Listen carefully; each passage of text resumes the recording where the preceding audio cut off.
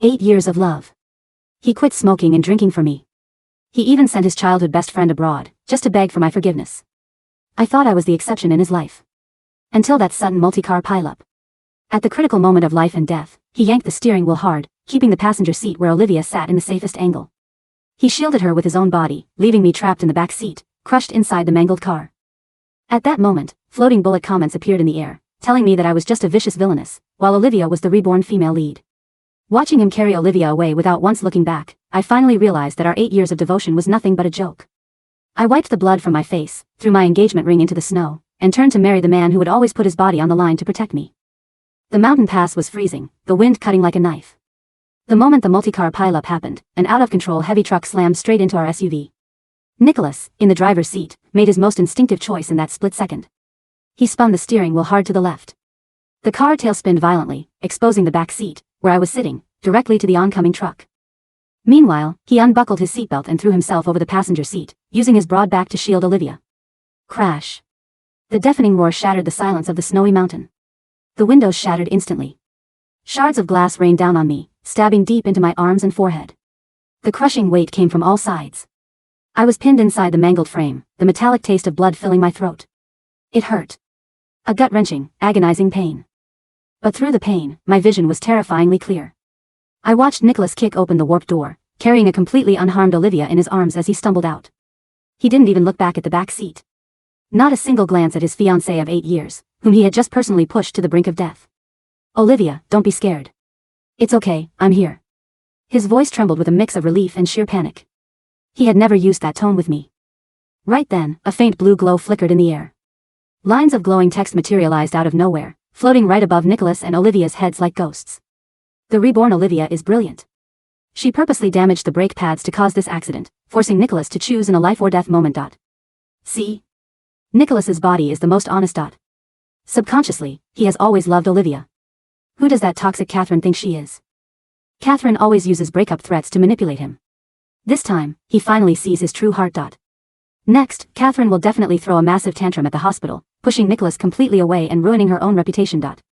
I stared blankly at the floating screen. Blood trickled down from my forehead, dripping onto my eyelashes and blurring my vision. Reborn? Vicious Catherine? Ignoring the agonizing pain, I reached into my coat pocket and pulled out a neatly folded piece of paper. It was the written promise Nicholas had signed on his knees in front of both our families just 2 weeks ago, begging for my forgiveness for the 9th time. Bold black ink on white paper, I, Nicholas Vance, swear to never see Olivia again. If I break this vow, I will gladly accept any consequences. At the time, his eyes were bloodshot. He held me tight, saying he would cut off everyone else just for me. He said, Catherine, you are the only exception in my life. And I believed him. I thought the playboy had finally changed. I thought our 8 years of history had finally paid off. But now, this written promise was soaked in my own blood. The glaring crimson felt like a vicious slap to my face. The sirens of the rescue team echoed from a distance. As the hydraulic rescue tools cut open the deformed door, the paramedics carefully lifted me onto a stretcher. When they wheeled me past Nicholas, he was kneeling in the snow, wrapping his heavy winter coat tightly around Olivia. Olivia huddled in his chest, shivering. Yet, her eyes secretly darted toward me, flashing a smug, victorious smile.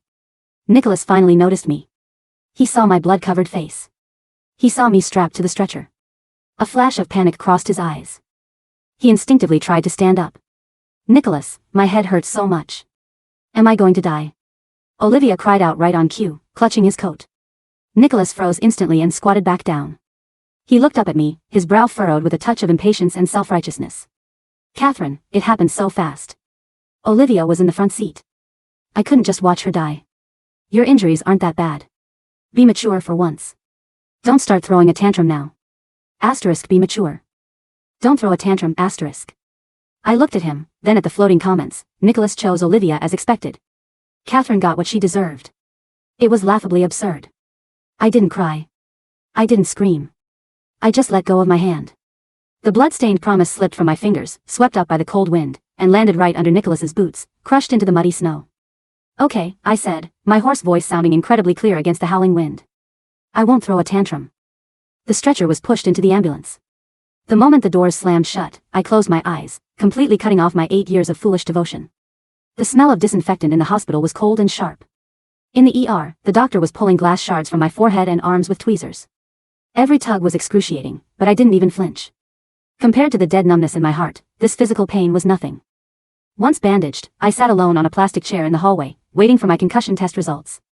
From the end of the hall, Nicholas rushed over. He was still wearing his snow-dampened sweater, holding a thermos of soup. Seeing the white gauze wrapped around my head, he paused, a fleeting look of guilt crossing his face. But he quickly masked it, walking up to me and holding out the thermos. The doctor said it's just superficial cuts and a mild concussion. You just need a few days of rest. He looked down at me, his tone softening slightly. I had the chef make some creamy clam chowder. Drink it while it's hot. I didn't reach for it. My eyes bypassed him, landing on the floating screen hovering behind his head. Nicholas is still too soft-hearted. He actually brought Catherine's soup. Catherine will definitely use this to pick a fight, throw the soup, and scream at him. The reborn Olivia already saw this coming. She had the chef add crushed peanuts, which Catherine is highly allergic to, into the soup. The moment Catherine throws a fit, Nicholas will be completely disgusted by her. I looked back and stared quietly at the thermos. Where is Olivia? I asked. Nicholas immediately frowned, his voice turning defensive. She's traumatized. The doctor said she needs absolute peace and quiet. Catherine, do you really have to pick a fight over petty things right now? She almost died. So, she was the one who asked you to bring me this soup. I looked him straight in the eyes. Nicholas's eyes flickered, avoiding my gaze. I wanted to bring it. Olivia felt guilty, so she specifically asked the chef to add your favorite peanuts. My favorite peanuts. We had been together for 8 years. And he had no idea I was severely allergic to peanuts. Even a trace of it would give me hives and make it hard to breathe. Back then, to accommodate his tastes, I had forced myself to swallow peanut butter sandwiches, sneaking allergy meds afterward. He actually thought I loved them. And Olivia, of course, knew the truth. She had intentionally added peanuts to watch me make a fool of myself, to watch me go crazy. Looking at Nicholas's face, a face I used to adore, I felt nothing but cold detachment. He felt like a total stranger. I don't want it. My voice was flat. I didn't throw the thermos like the comments predicted. I just leaned back, putting distance between us. Nicholas's face darkened. Catherine, are you done with this tantrum? He muttered, his voice laced with annoyance at having his ego bruised. I've already swallowed my pride to come apologize. What else do you want? The crash was an accident. It's human instinct to protect whoever is closest. Was I wrong? You weren't wrong. I looked at him, my eyes as still as a stagnant pool. Weighing the pros and cons, protecting the weak, you did the right thing. He froze. He was used to my hysterics, my tears, and my accusations. My absolute calm made his heart skip a beat with sudden unease. You. He opened his mouth, trying to find words. Just then, his phone rang. The custom ringtone was Olivia's voice. Nicholas, pick up the phone. It sounded incredibly grating in the quiet hospital corridor. Nicholas glanced at the screen and answered immediately. Olivia? What's wrong? Are you feeling sick? His voice instantly became tender and frantic. Olivia's weak, tearful voice came through the line. Nicholas, I'm so scared in the ward alone. It's thundering outside. Can you come back and stay with me? Nicholas gripped his phone, shooting a quick look at me. I'm on my way. He hung up, setting the thermos heavily on the empty seat next to me. Olivia is emotionally unstable. I need to go check on her.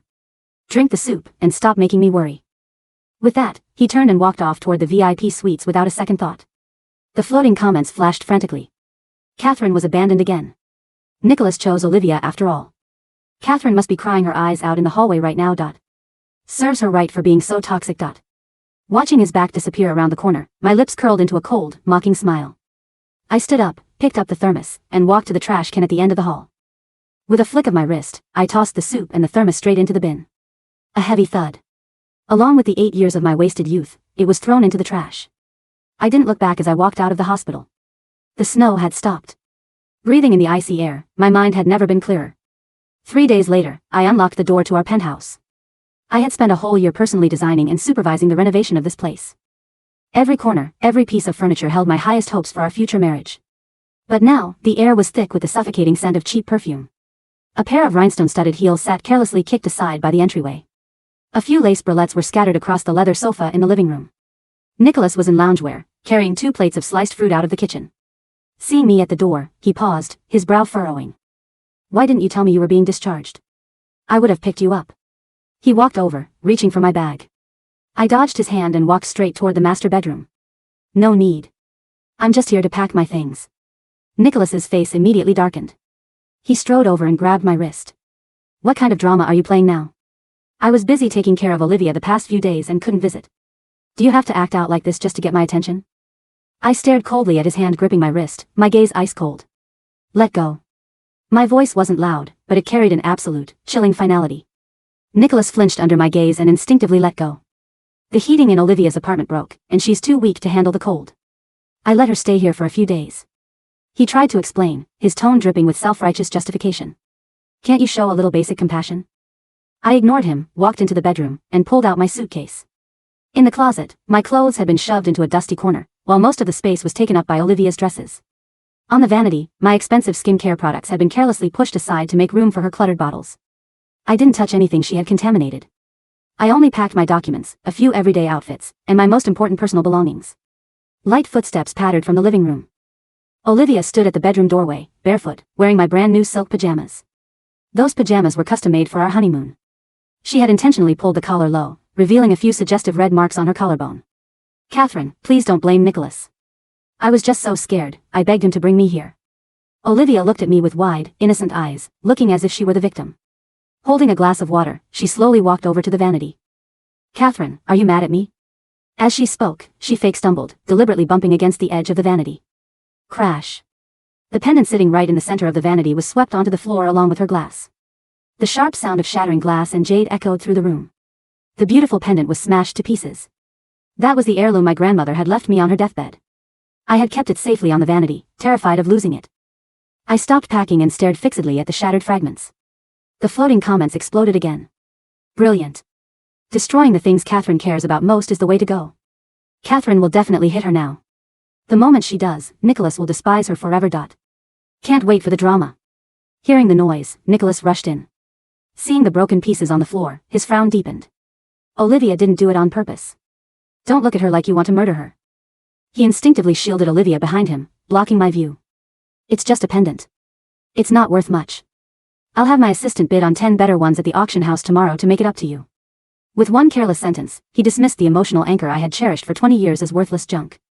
3 years ago, to buy this penthouse, Nicholas had drunk himself to gastric bleeding while entertaining clients in a heavy rainstorm. Clutching my hand from his hospital bed, his face pale, he had promised. Catherine, this home will only ever belong to you. Back then, even a tiny frown from me would make him panic. Now, he thought my precious treasure was just a cheap object that could be bought with cash. I looked at him and suddenly laughed, tears stinging my eyes. Nicholas, you can't afford to replace this. I zipped up my suitcase, lifted it, and walked out. Catherine. If you walk out that door today, don't ever think about coming back. Nicholas roared in embarrassment and anger behind me. I paused at the entryway, pulled out my house key, and quietly placed it on the shoe cabinet. The house is yours. Enjoy it. I opened the door and stepped out into the freezing wind, never looking back. The wind at midnight did not just blow, it howled through the concrete canyons of the city, carrying with it the sharp, biting scent of impending frost. Catherine dragged her single suitcase down the marble steps of the penthouse lobby. Behind her, the glass doors slid shut with a soft, expensive hiss, sealing away 8 years of her life like a vault. Her fingers were stiff, her knuckles white as she gripped the handle of her luggage. The physical pain from her concussion was a dull, rhythmic throb behind her temples, but her mind was strangely, terrifyingly quiet. For 8 years, she had lived in a state of constant noise, the noise of Nicholas's shifting moods, the noise of his promises, the noise of her own anxious heart trying to decode his every silence. Now, there was only the sound of her boots crunching on the fresh snow. She stood by the curb, the streetlights casting long, pale shadows across the empty avenue. No taxis were in sight. The cold began to seep through the soles of her boots, a deep, aching numbness that crawled up her ankles. Suddenly, the harsh glare of headlights cut through the falling snow. A sleek, obsidian-black sedan pulled up silently to the curb. The engine purred with a low, controlled power. Before Catherine could step back, the rear door opened, and a man stepped out into the freezing night. He was tall, his broad shoulders framed by a tailored charcoal overcoat. In his hand, he held a large black umbrella. As he stepped onto the pavement, his first instinct was not to look at his own polished shoes or adjust his coat, but to immediately raise the umbrella, tilting it sharply to the left, completely covering Catherine, leaving his own right shoulder entirely exposed to the heavy, wet snow. Catherine looked up. Under the dark canopy of the umbrella stood Julian Sterling. Julian was a name whispered with quiet reverence in the city's upper echelons. He was the head of the Sterling Group, a man known for his ruthless efficiency in the boardroom and an almost monastic distance from the social scene. He was Also Nicholas's primary business rival, and, though Catherine had only met him a handful of times at formal galas, he had always treated her with a formal, silent gravity that she had never quite understood. Julian, her voice was a faint rasp, instantly swallowed by the wind. Julian didn't ask why she was standing on a deserted street corner at midnight with a suitcase. He didn't ask about the white gauze still taped to her forehead, or the faint, purple bruising along her jaw. His dark eyes, usually cold and unreadable, swept over her face with a quiet, intense focus. "You're freezing," he said. His voice was low and steady, a grounding contrast to the chaotic wind. He reached out, his gloved hand gently taking the handle of her suitcase. "Let's get you out of the cold." Before she could protest, he opened the passenger door for her. The warmth from the car's interior spilled out, smelling of cedarwood and faint leather. As Catherine hesitated, a familiar blue flicker caught her eye in the frosty air. The floating bullet comments, which had gone dormant since she left the hospital, began to materialize above Julian's head. Wait, what? Julian Sterling? Why is he here? He wasn't supposed to appear in this chapter. In the original plot, Catherine was supposed to wander the streets, catch pneumonia, and then beg Nicholas's secretary to let her back into the penthouse. Why is the villainess meeting the final boss? Is the system malfunctioning? The reborn female lead Olivia said Julian Sterling is a cold-blooded monster who hates women. Catherine stared at the glowing text, a cold, mocking smile touching her lips. A monster? She looked at Julian. He was currently brushing the snow off her suitcase before placing it carefully in the trunk, his movements deliberate and respectful. When he returned, he handed her a warm, insulated tumbler from the cup holder. "Ginger tea," Julian said as he settled into the driver's seat. "It will help with the chill." Catherine took the cup. The warmth seeped into her frozen palms. She took a sip. It was sweet, spicy, and perfectly hot. "How did you know I was here?" she asked, looking out the window as the car glided away from the curb. Julian kept his eyes on the road, his hands steady on the steering wheel. "I have people keeping an eye on the Vance group. When I heard about the pileup on the mountain pass 3 days ago, I investigated. I knew you were discharged today." He paused, his grip on the wheel tightening slightly. "I also knew Nicholas brought Olivia to the penthouse. He didn't offer empty condolences. He didn't say, 'I'm sorry.' He simply stated the facts, acknowledging her reality without pitying her. "Where are we going?" she asked. "To my residence," Julian replied smoothly. "Unless you have somewhere else you'd rather go." Catherine thought of her family, who had spent the last 2 weeks praising Nicholas for finally settling down and begging her not to ruin her luck by being too difficult. If she went to them, they would only tell her to swallow her pride, to tolerate the mistress, to protect the family alliance. "No," Catherine whispered, leaning her head against the cool glass of the window. "I have nowhere else." "Then you stay with me," Julian said. Behind his head, a new line of blue text flickered into existence. "Alert, plot deviation detected. The male lead Nicholas Vance's regret meter has unexpectedly triggered. Current value, 1%. Catherine closed her eyes, letting the darkness take her. Let him regret it. Let them all burn. The Sterling estate was not a gaudy display of wealth like Nicholas's penthouse. It was an old money manor nestled in the quiet, forested hills just outside the city limits. Inside, the floors were dark oak, the walls lined with towering bookshelves, and a fire crackled merrily in the great room's hearth. Julian's housekeeper, a kindly older woman named Mrs. Gable, greeted Catherine with a warm blanket and a quiet efficiency that made Catherine feel instantly safe. She didn't ask questions. She simply led Catherine to a spacious, sunlit guest room on the second floor, where a hot bath had already been drawn. An hour later, clean, warm, and dressed in a set of soft, oversized flannel pajamas provided by Mrs. Gable, Catherine sat by the fireplace in the study. Julian entered, carrying a small medical kit. He had discarded his formal overcoat and suit jacket, now wearing a simple black cashmere sweater with the sleeves rolled up to his forearms. He sat on the ottoman opposite her, opening the kit. "May I?" he asked, pointing to the gauze on her forehead. Catherine nodded. Julian's fingers were surprisingly gentle as he peeled back the medical tape. His touch was light, almost reverent, as if he were handling fragile porcelain. He inspected the stitches with a focused frown. "The hospital did a rushed job," Julian murmured, his voice tight with a suppressed anger that wasn't directed at her. "The sutures are too tight. It will leave a scar if they aren't adjusted." "It doesn't matter," Catherine said quietly. "A scar is just a reminder of a bad decision." Julian stopped. He looked at her, his dark eyes reflecting the amber flames of the hearth. It wasn't your decision to be thrown into the path of a truck, Catherine. He reached into the kit, pulling out a soothing antiseptic ointment. As he gently applied it to her skin, Catherine found herself staring at his right shoulder. Through the soft knit of his sweater, she could see the faint outline of a broad, uneven ridge, a deep scar that stretched from his collarbone down past his shoulder blade. A memory, long buried under the weight of Nicholas's constant demands, suddenly flared in her mind. 3 years ago, during the annual charity exhibition at the Sterling Gallery, a massive, heavy iron light fixture had broken from its ceiling mounts. At that moment, the lights had failed. In the pitch darkness and the ensuing panic, Catherine had been shoved to the floor directly beneath the falling fixture. She remembered the terrifying rush of wind, the sound of metal tearing. And then, a heavy, solid weight crashing down on top of her. Someone had thrown their body over hers, shielding her completely from the impact. When the emergency lights flickered on, she was disoriented, her face pressed into the wet concrete. She had seen Nicholas standing several yards away, frantically holding a crying Olivia, who had scraped her knee in the rush. Nicholas had later claimed that he had tried to reach Catherine but was cut off by the crowd. He told her a security guard had been the one to block the falling debris. Catherine had believed him. She had sent a generous check to the gallery security fund, never questioning the identity of her savior. Now, looking at Julian's shoulder, the pieces of the puzzle fell into place with a sickening click. "Julian," she whispered, her hand instinctively rising to hover near his shoulder. 3 years ago, at the gallery. It wasn't a security guard, was it? Julian's hand paused. He didn't look away, but his jaw clenched slightly. "You were his fiancée," Julian said, his voice dropping to a raw, quiet register. "If I had told you the truth, it would have caused a rift between you and Nicholas. I didn't want to make you feel obligated to a stranger." A stranger? Catherine's eyes welled with tears, the first tears she had shed since the accident.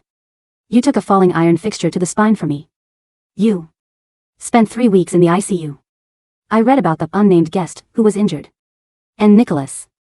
Nicholas took the credit for arranging the best doctors for the injured staff. Nicholas is a coward," Julian said, his voice flat and devoid of emotion. "He capped the ointment and set it aside. He takes what he hasn't earned, and he throws away what he doesn't deserve." He reached out, his warm, bare hand gently cupping the side of her face, his thumb wiping away a tear that had escaped her eye.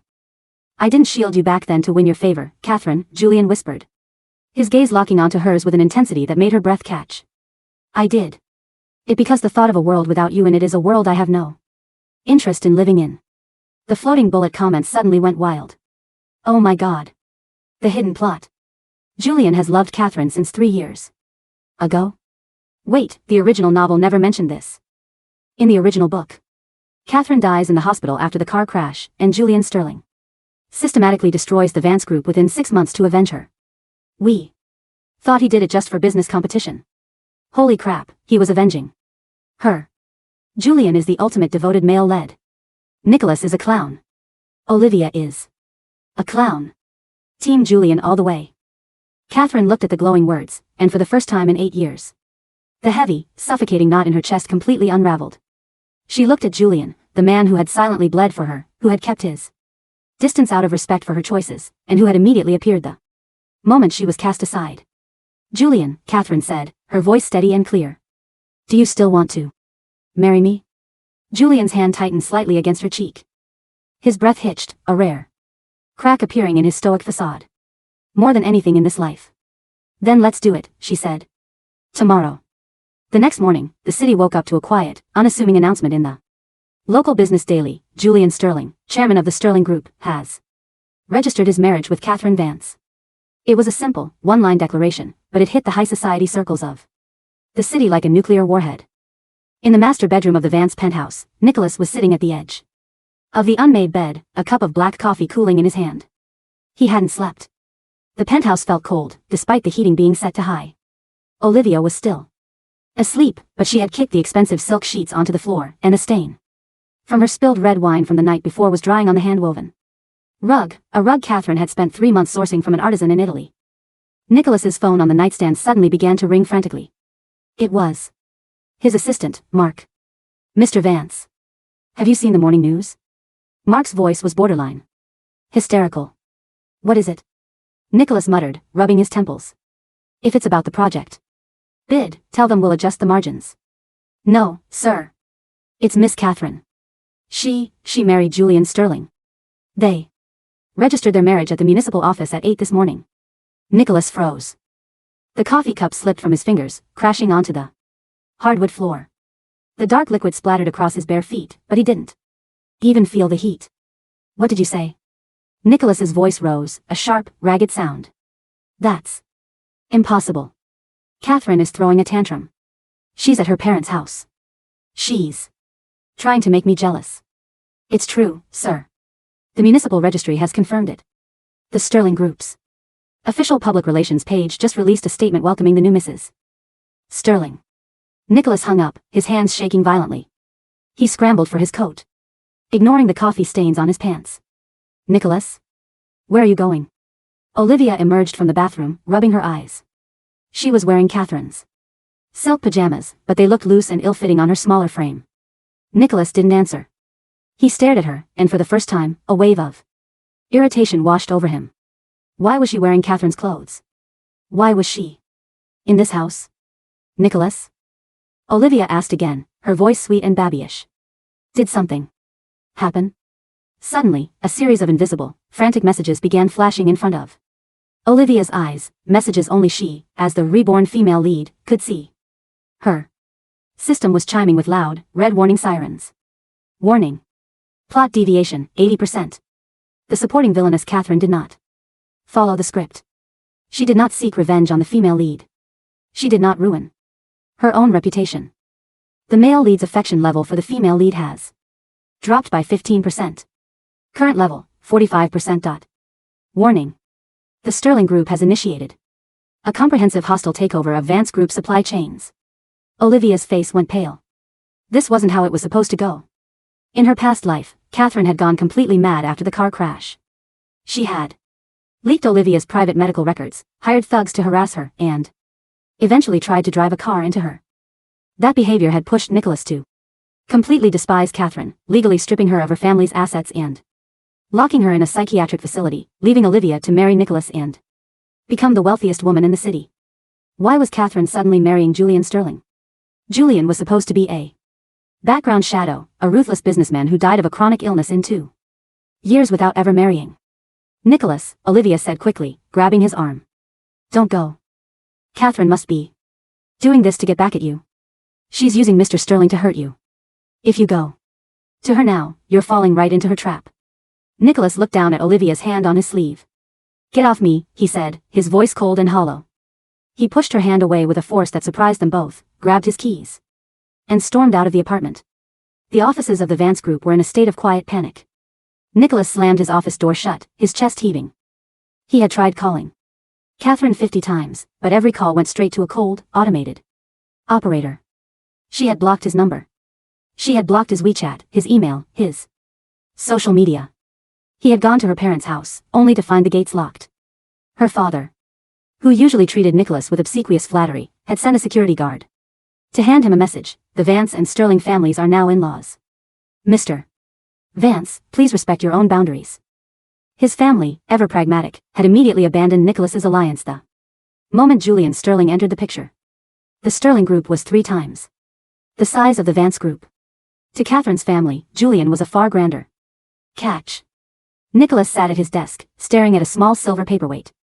It was a cheap, silly thing, a metal sheep Catherine had bought him during their first anniversary when they were both broke students. He had kept it on his desk for years, barely noticing it. Now, it was the only thing on his desk that didn't look sterile. Mr. Vance, Mark, his secretary, knocked gently and entered, his face grim. We have a major problem. The Southside Development Project, the suppliers have pulled out. What? Nicholas snapped. We signed a contract. They paid the termination penalty, sir. It was a massive sum, but they paid it without hesitation. It turns out the Sterling Group offered them a 5-year exclusive contract at a 20% premium. We have no raw materials for the foundation work. If we don't find a replacement supplier within 48 hours, we will face daily breach of contract fines from the municipal government. Nicholas's face drained of color. Julian Sterling. Also, Mark hesitated, swallowing hard. The designers, they've resigned. All of them? Yes, sir. Miss Catherine's personal design studio, which was handling the entire interior and architectural aesthetic of the Southside project, has officially terminated its partnership with us. Because the contract was signed under Miss Catherine's personal name and she was never paid a formal retainer, since she was your fiancée, there is no penalty clause we can enforce. Nicholas felt a sudden, sharp pain in his chest. Catherine was a brilliant architect. She had graduated top of her class, but for the past 8 years, she had put her own career on hold to act as the silent partner of the Vance Group. She had designed their headquarters, their residential projects, and their flagship stores, all for free, all under his name, so he could take the glory in the business journals. He had taken it for granted. He had thought her work was just her hobby. He stood up, his legs feeling like lead, and walked to the floor-to-ceiling window. From his office on the 48th floor, he could see the towering, sleek skyscraper of the Sterling Group just 3 blocks away. It stood taller, grander, casting a long shadow over his own building. At that moment, his phone buzzed. It was an email notification. An email from a private investigator he had hired to look into the car accident on the mountain pass. Nicholas opened the file, his eyes scanning the technical report. Subject: brake system analysis of the SUV involved in the December 14th multi-car pileup. Finding: the brake line of the passenger side had been intentionally weakened with a corrosive solvent, designed to fail under high pressure. The dashboard camera of the vehicle showed anomalies prior to the trip. Additionally, we traced a cash payment made to the mechanic who serviced the vehicle 3 days before the trip. Nicholas's breath hitched. He scrolled down to the attached bank transfer records. The account name of the sender was Olivia Lynn. The phone slipped from his hand, bouncing softly on the plush carpet. The room seemed to spin. Olivia. The innocent, fragile childhood friend who had returned from abroad, weeping and begging for his shelter. The woman who claimed she just wanted to be near him and didn't want to cause trouble. She had deliberately sabotaged the car. She had put his life, and Catherine's life, at risk, just to stage a life and death scenario. She knew that in a split-second crisis, Nicholas's instinct would be to protect the front seat passenger. She had used his own protective instincts to force him into a choice that would destroy his relationship with Catherine forever. And he had fallen for it. He had spun the wheel, exposing Catherine to a multi-ton truck, and then told her to be mature while she lay bleeding in the snow. A low, choke sound escaped Nicholas's throat. He fell to his knees on the carpet, his chest laboring for air as a wave of intense, suffocating regret washed over him.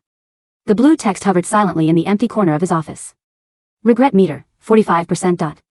The wedding of Julian Sterling and Catherine Vance was not open to the media. But the few photographs leaked by guests painted a picture of breathtaking elegance. It was held in a historic stone chapel on the coast, surrounded by towering pines and the roaring sea. Catherine wore a simple, long-sleeved gown of heavy silk, her hair styled in a classic chignon that elegantly concealed the faint healing scar near her hairline. In the photos, Julian was looking at her. He wasn't looking at the camera, nor the distinguished guests. His eyes were fixed solely on his bride, his expression carrying a warmth and intensity that the public had never seen on the face of the Ice King of Sterling. But the true shock came during the reception at the Sterling Manor.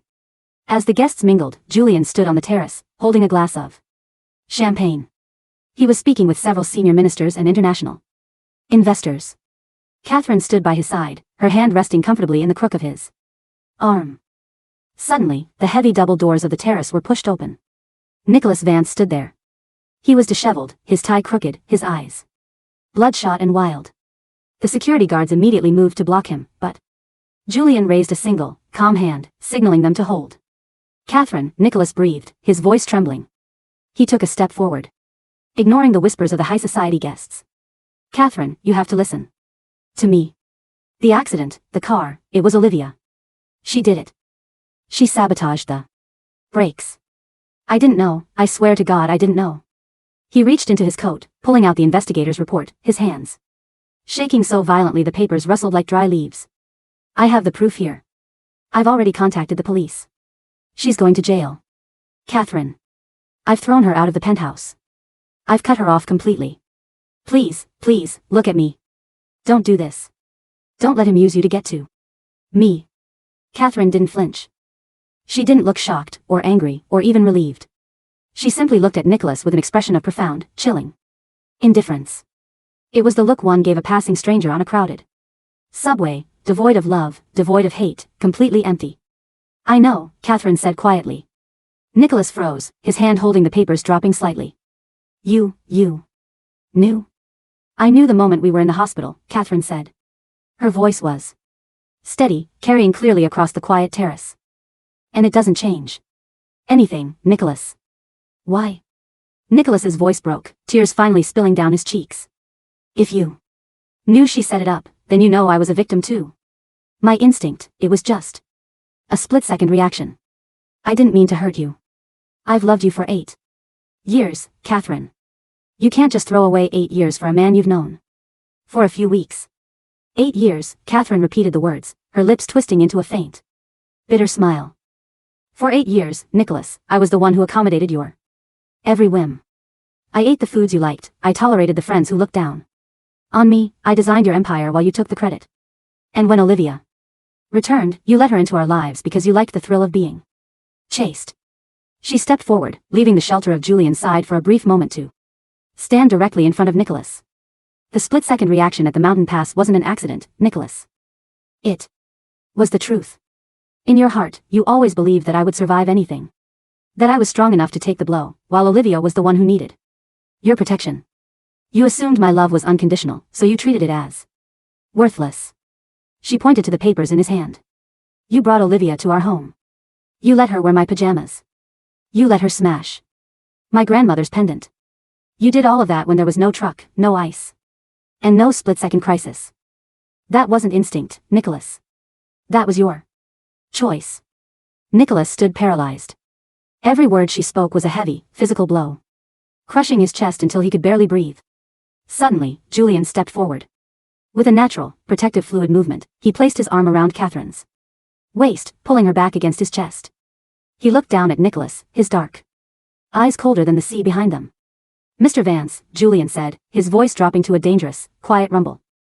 You are trespassing on my property. You have insulted my wife. If you do not leave within 10 seconds, I will have my security team remove you, and I will personally ensure that the Vance Group's bankruptcy proceedings are expedited by the end of the business week. Julian Sterling. Nicholas snarled, his grief briefly turning into a desperate, impotent rage. He took a step forward, his fist clenching. You stole her from me. You took advantage of her when she was hurt. Nicholas lunged forward, reaching out to grab Catherine's wrist. He didn't even make it halfway. Julian didn't flinch, nor did he step back. With an instantaneous, practiced reflex, he stepped in front of Catherine, completely shielding her with his own body. He caught Nicholas's wrist in a grip of iron, twisting it sharply down. At the same time, the heavy glass partition above the terrace, loosened by the heavy winds, suddenly cracked with a sharp bang. A heavy shard of decorative stained glass fell from the awning directly toward Catherine. Julian didn't even look up at the sound. He didn't calculate. He didn't weigh the pros and cons. His only movement was to throw his entire upper body over Catherine, pulling her head down into his chest and wrapping his arms tightly around her shoulders, exposing his own back and head to the falling glass. Crash. The glass shattered against Julian's back. A sharp, jagged piece sliced through the heavy fabric of his tuxedo jacket, cutting deep into his shoulder, the very same shoulder that carried the scar from 3 years ago. Blood, bright and crimson, immediately began to seep through the dark wool, staining the white snow on the terrace floor. But Julian didn't make a sound. He didn't let go of her. He only tightened his grip, his voice a low, frantic whisper near her ear. Catherine? Are you hurt? Did it touch you? Catherine looked up, her hands resting against his chest. I'm fine, Julian. I'm completely fine. But your shoulder. It doesn't matter, Julian said, a faint, relieved smile finally softening his cold features. As long as you're safe. Beside them, Nicholas stood frozen, staring at the shattered glass and the blood dripping from Julian's shoulder. He looked at his own hands. He looked at Julian, who was already ignoring the pain, to gently check Catherine's hands and face for any stray shards. At that moment, Nicholas finally understood the difference. When the danger came, Julian's body had moved instantly, without a single thought for his own safety, to act as her shield. He had done it 3 years ago, in the dark gallery, and he had done it again today in the light. Nicholas, when faced with danger, had spun the wheel to save himself and the woman who flattered his ego, leaving the woman who actually loved him to die. The blue bullet comments above Nicholas's head began to flash in a violent, blinding red. Oh my God. Julian didn't even hesitate. This is true love. Compare this to Nicholas Vance, the trash male lead. Look at Nicholas's face. He's completely broken. Regret meter, 100%. System shutdown initiated. The reborn female lead storyline has completely collapsed. The system is deleting her memory and resetting the world order. Catherine and Julian have won. Nicholas fell to his knees in the wet snow, his face buried in his hands, weeping uncontrollably as the security guards finally dragged him away. The arrest of Olivia Lynn happened on a gray, drizzling Tuesday. She was staying in a cheap, run-down motel on the outskirts of the city, having been evicted from the Vance penthouse and cut off from all her credit cards. The system she had relied on had completely vanished, leaving her mind confused, her memories of the past life fragmenting like wet paper. When the police knocked on her door, she was sitting on the edge of the stained mattress, clutching a plastic cup of instant noodles. Olivia Lynn, the lead officer asked, holding up a warrant. You are under arrest for conspiracy to commit murder, reckless endangerment, and industrial sabotage. Olivia looked at him with blank, empty eyes. Murder? No. I'm the female lead. The system said I was supposed to marry Nicholas. I'm the reborn lead. The handcuffs clicked shut around her thin wrists. As she was led out into the rain, a crowd of reporters, tipped off by Julian's public relations team, swarmed the motel parking lot. The flashing cameras caught every detail of her pale, tear-streaked face, her cheap clothes, and her hollow expression. Within hours, the news of her sabotage of the Vance SUV was the top trending topic nationwide. The public, who had previously criticized Catherine for being too dramatic, now filled the internet with apologies and outrage. The Vance Group's stock market value plummeted by 40% in a single day. Investors pulled out of every joint venture, and banks began calling in their loans early. Nicholas's father suffered a mild stroke from the stress, leaving Nicholas to handle the crumbling ruins of his family's legacy alone. But there was no legacy left to save. Nicholas spent his days in his empty office, staring at the city through the rain-streaked windows. He didn't shave. He didn't change his clothes. The office was quiet, so quiet he could hear the ticking of the wall clock. He had tried to send Catherine a letter, an apology, a plea for a final meeting. The letter was returned unopened 3 days later, with a single, formal note from Julian's legal team. Any further attempts to contact Mrs. Sterling will be treated as harassment and met with immediate legal and financial retaliation. Nicholas looked at the sheet paperweight on his desk. He picked it up, his thumb tracing the worn, scratched metal. Catherine, he whispered to the empty room, his voice cracking. I'm sorry. I'm so sorry. But there was no one there to hear him. 6 months later, the Vance Group had officially declared bankruptcy. The assets were liquidated. The towering office building sold to the Sterling Group at a fraction of its value, and the Vance penthouse was foreclosed by the bank. Nicholas was forced to move into a tiny, cramped apartment in the old industrial district, the very district where he and Catherine had lived during their college years when they had nothing but a shared dream. Every morning, he walked to the local convenience store to buy a loaf of bread and a newspaper. On this particular morning, the front page of the business section carried a large, beautiful photograph. It was the opening ceremony of the new Sterling Vance Cultural Center, a massive, breathtaking architectural marvel designed entirely by Catherine. The building was a masterpiece of glass, wood, and light, designed to look like a pair of folded wings sheltering a central courtyard. In the photo, Catherine was standing at the podium, an elegant microphone in front of her. She looked radiant, her eyes bright with a deep, settled peace. Behind her, standing slightly to the side, was Julian. He was wearing a dark suit, his right hand resting gently on the small of her back. His gaze was fixed on her, his face carrying a quiet, unmistakable pride. Nicholas stood on the wet pavement, the cold rain dripping down his collar, staring at the photo. He looked at Catherine's smile, a smile he hadn't seen in years, a smile he had slowly extinguished with his selfishness and neglect. He looked at Julian's hand on her back, remembering how Julian had thrown himself over her to block the falling glass. She is happy, Nicholas thought, a heavy, dull ache settling deep into his chest. She is finally safe. She is with the man who would always put his body on the line to protect her. He folded the newspaper carefully, placed it in his coat pocket, and walked back to his dark, cold apartment, his shadow stretching long and lonely behind him in the wet street. At the Sterling Manor, the morning sun broke through the pine trees, casting warm, golden light across the stone terrace. The shattered glass had long been cleared away, replaced by a beautiful, reinforced glass canopy that reflected the blue sky. Catherine stood by the railing, holding a cup of hot coffee. The mountain air was crisp, but she was wrapped in a soft, thick wool throw. From behind her, two strong, warm arms wrapped around her waist. Julian pulled her gently against his chest, his chin resting on her shoulder. He smelled of cedarwood, fresh soap, and the faint, sweet scent of the tea she had made earlier. The doctor said your shoulder is healing perfectly, Catherine said, turning her head slightly to kiss his cheek. The scar won't even be noticeable. It doesn't matter, Julian murmured, his voice low and warm against her ear. He tightened his embrace, holding her as if she were the most precious thing in the world. A scar is just a reminder of a good decision. Catherine laughed softly, the sound light and free. She looked out over the sprawling, green hills, the quiet forest, and the distant, shimmering sea. There were no glowing blue text lines in the air. No bullet comments, no systems, no predetermined plots.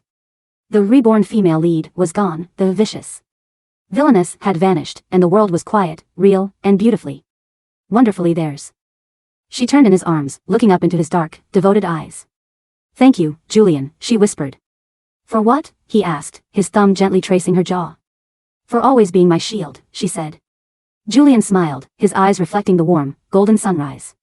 He leaned down, his lips meeting hers in a soft, lingering kiss that tasted of sweet coffee, fresh mornings, and a love that would never, ever let her go.